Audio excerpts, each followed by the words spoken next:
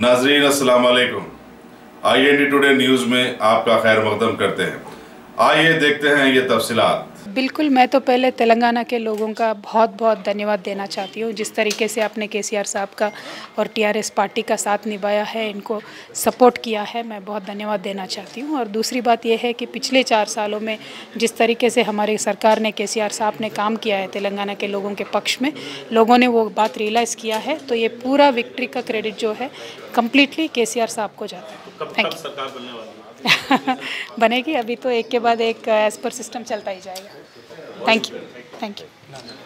अगर आपने हमारे चैनल को सब्सक्राइब नहीं किया है तो आपको यहाँ सब्सक्राइब बटन दिख रहा है, उसे क्लिक करिए और सब्सक्राइब कीजिए और साथ ही साथ बेल आइकॉन को भी क्लिक करिएगा, जिससे कि आपको ताज़ा अपडेट मिलते रहें।